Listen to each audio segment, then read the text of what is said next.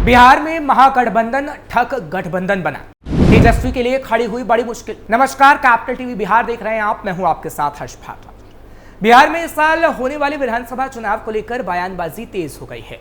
NDA और India block में शामिल राजनीतिक दलों के नेता एक दूसरे पर आरोप लगा रहे हैं। इस बीच इंडिया अलायंस की बैठकों पर तंज कसते हुए बिहार बीजेपी के राज्यसभा सांसद शंभू शरण पटेल ने दावा किया है कि उन्होंने कहा कि विधानसभा चुनाव 2025 में राजद नेता तेजस्वी यादव हार रहे हैं और इसी हार के डर से वो चुनाव नहीं लड़ेंगे। बीजेपी सांसद शंभू शरण पटेल ने कहा कि इंडिया अलायंस को यह सोचने की जरूरत नहीं है कि एनडीए में क्या चल रहा है, उन्हें तो ये सोचना चाहिए कि वो एक बार फिर से चुनाव हारने वाले हैं। हमारे सूत्र बताते हैं कि तेजस्वी यादव खुद चुनाव नहीं लड़ना चाहते। जिस सीट से वो विधानसभा में पहुंचे थे, उस सीट से अगर चुनाव लड़ते भी हैं तो करीब 1 लाख वोट से हारेंगे। महागठबंधन ठग गठबंधन। वहीं बिहार में इंडिया ब्लॉक की हो रही बैठकों पर बीजेपी सांसद ने कहा कि महागठबंधन ठग गठबंधन है, चुनाव के लिए सिर्फ गठबंधन और बैठक करते हैं, जबकि एनडीए एकजुट है और लगातार काम कर रहा है। इंडिया अलायंस के लोग तो चुनाव के वक्त बैठक करते हैं, हम लोग चुनाव के लिए नहीं बल्कि बिहार के लोगों के विकास के लिए हमेशा बैठक करते हैं।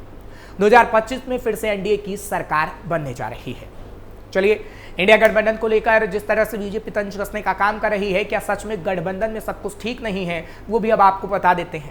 महागठबंधन में सीट बंटवारे को लेकर असमंजस। महागठबंधन में सीट बंटवारे को लेकर बातचीत शुरू हो चुकी है, लेकिन जो मुख्य रूप से सीटों का बंटवारा होना है वो आरजेडी और कांग्रेस के बीच होना है। 2020 के विधानसभा चुनाव में आरजेडी 144 और कांग्रेस ने 70 सीटों पर उम्मीदवार उतारे थे।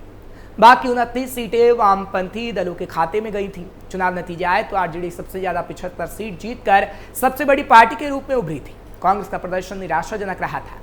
कांग्रेस केवल 19 विधायक ही अपने पाले में कर पाई थी, यानी 19 विधायक ही कांग्रेस के बने थे। तब महागठबंधन बहुमत के आंकड़े तक नहीं पहुंच सका था और तेजस्वी सरकार बनाने से चूक गए थे।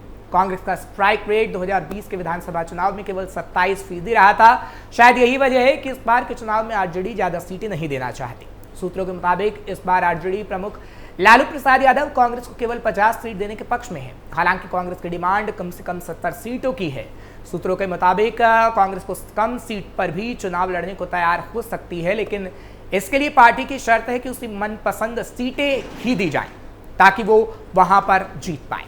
2020 के चुनाव में भी थी कांग्रेस की नाराजगी। 2020 के चुनाव में कांग्रेस की नाराजगी इस बात को लेकर थी कि लालू यादव ने कांग्रेस को करीब 30 ऐसी सीटें दी जहां पर खुद उनकी पार्टी पिछले 4-5 सालों से चुनाव में हार रही थी। कांग्रेस इस बार ज्यादा सतर्क होकर सीट शेयरिंग पर बात कर रही है।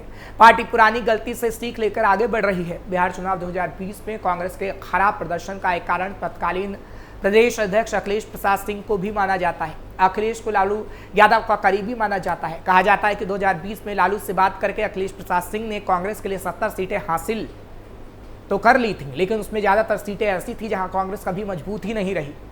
इसके कारण ही कांग्रेस 70 सीटों पर चुनाव लड़ी, लेकिन 19 पर ही जीत सकी। यह भी एक वजह हो सकती है कि कांग्रेस नेतृत्व ने चुनाव से ठीक पहले प्रदेश अध्यक्ष पद से अखिलेश प्रसाद सिंह को हटा राजेश राम को कमान सौंप दी। प्रदेश प्रभारी मोहन प्रकाश की जगह राहुल गांधी के करीबी कृष्णा अल्लावरू को बिहार कांग्रेस के प्रभारी की जिम्मेदारी सौंपी गई। नए प्रभारी और प्रदेश अध्यक्ष दोनों के ही तेवर आरजेडी को लेकर तल्ख नजर आ रहे हैं।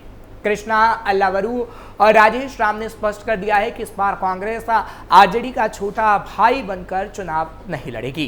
कांग्रेस की सोची समझी रणनीति। शायद यही कारण है कि बिना सीट बंटवारे के कांग्रेस तेजस्वी को महागठबंधन का मुख्यमंत्री चेहरा घोषित करने के पक्ष में नहीं।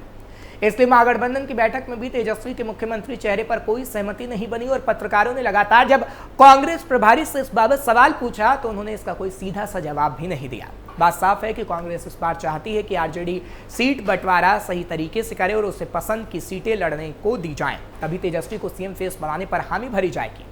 यानी तेजस्वी को सीएम फेस घोषित करने के लिए सहमति नहीं देना कांग्रेस का आरजेडी पर दबाव बनाने के लिए सोची समझी रणनीति है। आरजेडी के लिए 2010 के बिहार विधानसभा चुनाव नतीजे भी चेतावनी की तरह है।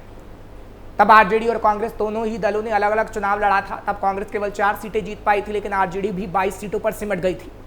लंबे समय तक सूबे की सत्ता का सिरमौर रही आरजेडी का संख्या बल उतना भी नहीं पहुंच सका था कि विपक्ष के नेता का पद उसे मिल सके। आरजेडी नहीं चाहेगी कि इस बार के चुनाव में 2010 की कहानी दोहराई जाए। ऐसे में आरजेडी के लिए कांग्रेस का बदला मिजाज टेढ़ी खीर साबित हो सकती है।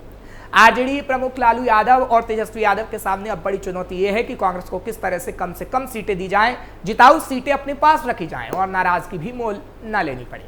और इन्हीं सब बातों को लेकर बीजेपी